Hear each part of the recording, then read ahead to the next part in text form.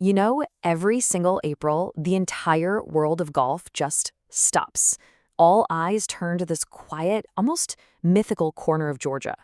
But this isn't just about another golf tournament. No, this is about a quest for one single item, a piece of clothing that represents the absolute peak of the sport.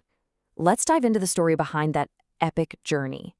Right, forget about shiny trophies or big checks. The green jacket is something else entirely.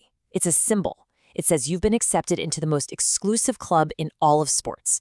It means you didn't just beat the best players on the planet, you also conquered one of the most famous, most demanding golf courses ever built.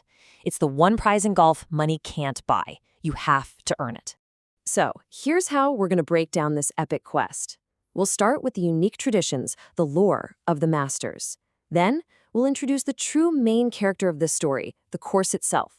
And from there, we'll follow one man's agonizing, decade-long journey to finally achieve his dream and join the absolute legends of the game. Okay, so to really get the quest, you first have to understand the world where it all happens. Augusta National isn't just a golf course. It's this meticulously crafted universe. It operates by its own set of rules, and being there honestly feels like stepping back in time. It's funny, at Augusta, just one single word choice changes everything. You're not a fan, you're not a spectator or a customer. As you can see right here, you're a patron. It's a really subtle but powerful signal that you're there to appreciate something special, almost like a work of art. And that one word sets the tone for the entire week. And this level of control is, well, it's absolute. I mean, everything is designed to create this feeling of timeless perfection. You can see on the slide, caddies are in identical white jumpsuits. Even the chairs have to be an approved color. But it's also about what you don't see. No phones out, no giant billboards. Even the food is served in green wrappers so it blends in. It's all part of this bubble, intentionally cut off from the noise of the modern world. So in this perfectly controlled world, players aren't just competing against each other. Oh no, they're competing against the course itself. Augusta National isn't just the stage, it's the central character of the entire drama. It's the final boss every single player has to try and defeat. It's wild because the original vision from Bobby Jones and Alister MacKenzie was pretty radical. They wanted a course that was fun for the average golfer, but a supreme strategic test for the best. So they used wide fairways and the natural shape of the land for defense, not a ton of bunkers. But as you can see on the right, that was just the beginning. The course has been in a constant state of evolution ever since, fighting back against modern technology and stronger players. And this timeline really shows how Augusta has never stood still. It's not a museum. Different architects have left their mark over the decades.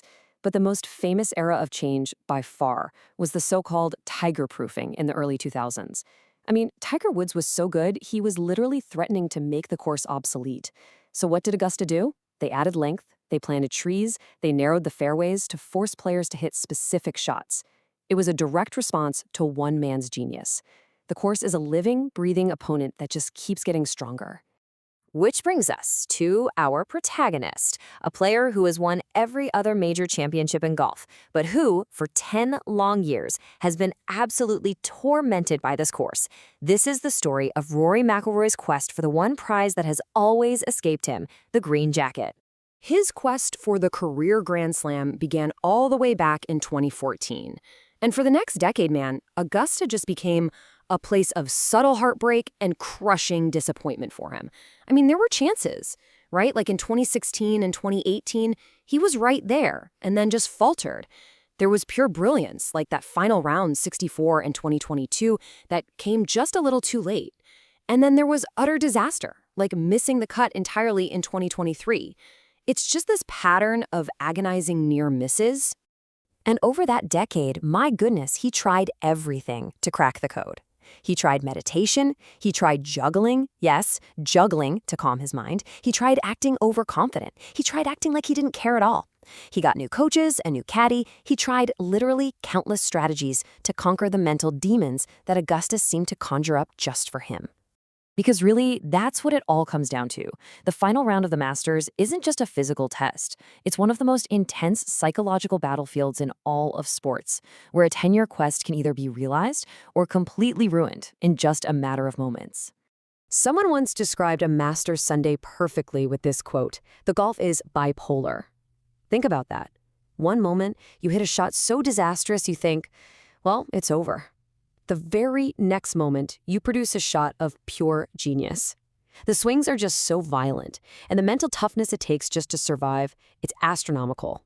And the pressure is so real, it practically radiates right through the screen. I mean, if someone is legitimately trembling just watching it at home, can you even imagine what it feels like to be the person standing over that ball with the weight of a decade of failure on your shoulders, just trying to make your hands stop shaking? Which brings us to the dramatic climax of our story. So let's go there. We're in the final holes of our fictional 2025 Masters, and Rory McIlroy is right there, with a real chance to finally end all the heartbreak. So, after a decade of failure, of trying absolutely everything and always coming up short, how do you actually get it done? How do you finally win this thing? Well, first you have to survive a colossal mistake, a shot so bad it's described as one of the worst anyone's ever seen down the stretch of a major. It's that moment where everyone watching, and surely Rory himself, is thinking, oh no, here we go again. The dream is dying. But then, you respond with maybe the single best shot you have ever hit in your life. A heroic, go-for-broke recovery shot that snatches victory right back from the jaws of defeat. You literally go from the absolute depths of despair to the peak of brilliance in the span of just a few minutes. But Augusta is not done with him yet. On the very last hole, he has a 5-foot putt to win it all. And he misses. The agony. After everything, all the emotion, all the drama, he has to somehow reset his entire nervous system and go back out for a sudden death playoff. And in that playoff, it all comes down to this, one final putt. Not just to win the tournament. This is to slay the dragon of a decade's worth of doubt, pressure, and public failure. And this time, he pours it right in the heart. With that single putt, the quest is over. Rory McIlroy has won the Masters. But in doing so, he hasn't just won another tournament. No, he has secured his permanent place in golf history. I mean, just look at this list. Look at the company he now keeps. By winning the Masters, he becomes just the 6th player ever to complete the modern career Grand Slam. That means winning all 4 of golf's major championships. It is the most exclusive club in the sport, reserved for its absolute immortals: Sarazen, Hogan, Player, Nicklaus, and Woods. And this quote just sums it all up perfectly. You know, Tiger's incredible comeback win in 2019, that was a comeback from physical injury. This was different. This was a victory over a decade of mental scar tissue, of angst, of very public failure. This was conquering a personal demon on golf's biggest, brightest stage. So Rory's quest is over, but Augusta's story, its story never ends. The course remains, forever evolving, forever waiting. And every single April, it will be there to test the next generation, ready to create new legends and write new tales of heartbreak and triumph. The only question is, whose story will it tell next?